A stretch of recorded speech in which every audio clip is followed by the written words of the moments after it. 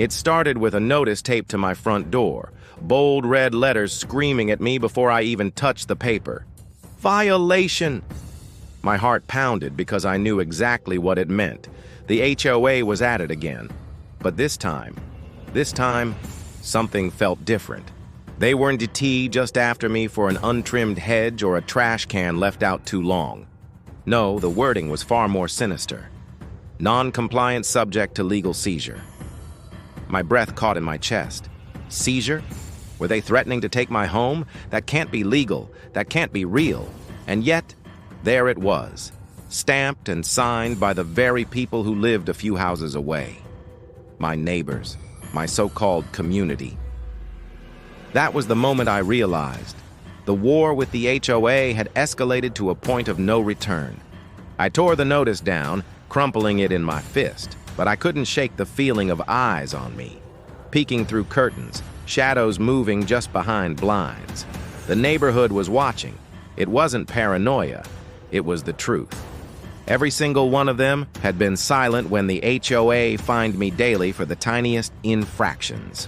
They said nothing when they sent threatening letters for my choice of paint, for a flag in my yard, even for the way I parked my car.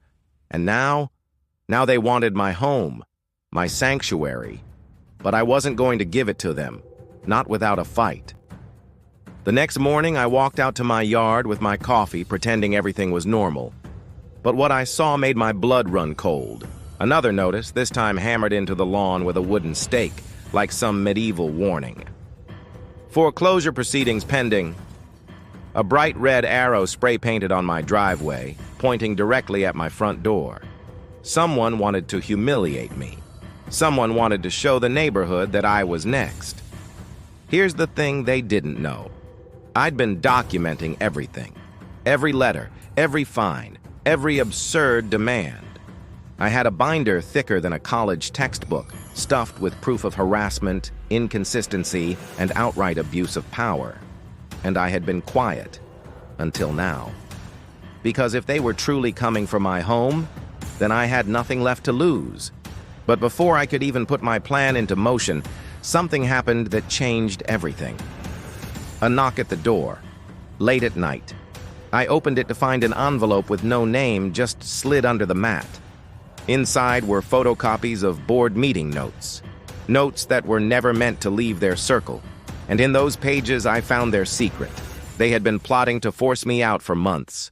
Not because of my lawn, not because of my mailbox, but because one of the board members wanted my property, my exact lot.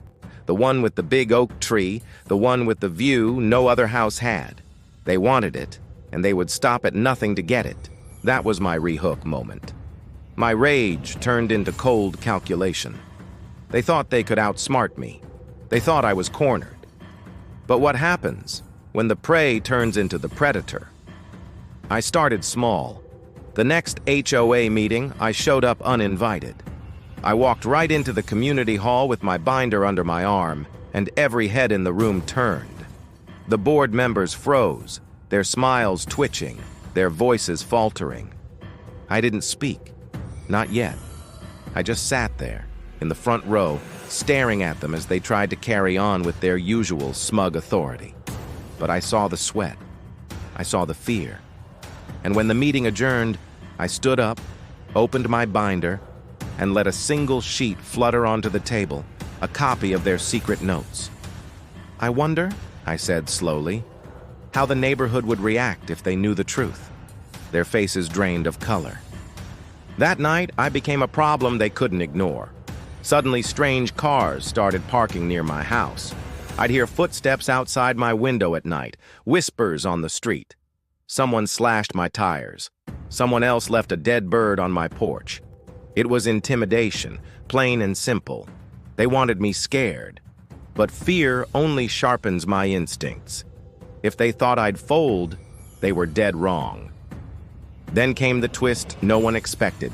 A neighbor knocked on my door, not with threats, but with tears.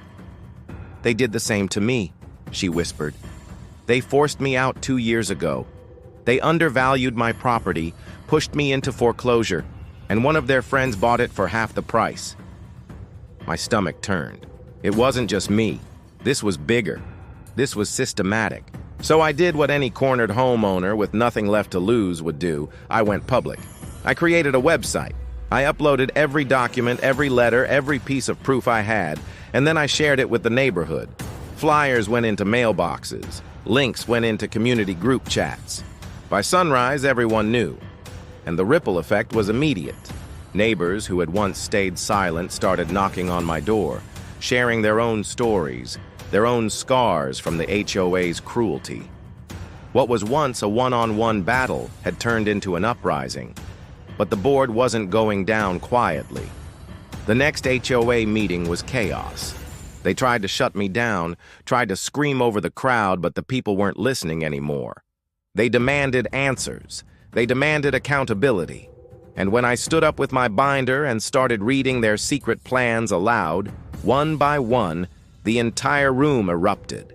Shouts, gasps, accusations.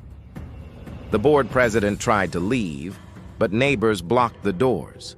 This wasn't just a meeting anymore. It was a reckoning. And just when it felt like victory was within reach, the real twist came.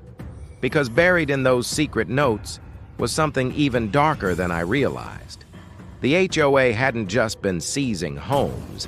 They had been laundering money through fake maintenance fees, padding invoices and funneling funds into personal accounts. It wasn't just corruption. It was a crime ring hiding in plain sight. I could have stopped there, but I didn't. I turned everything over to the media, to the authorities, to anyone who would listen. And when the investigation started, when the arrests were finally made, the entire neighborhood watched in shock as the very people who once controlled us with fear were led away in handcuffs. The story should have ended there. But it didn't. Because the house they wanted so badly, the home they tried to steal, the place they thought they could take from me, I'm still standing in it. And now, every time I walk outside, I see my neighbors differently. I see them whisper. I see them stare. Not with pity anymore, not with fear, but with respect. Because I didn't just save my home, I exposed the truth. And in the quiet of the night, when I sit on my porch under the oak tree, I can't help but wonder, who will try to come after me next?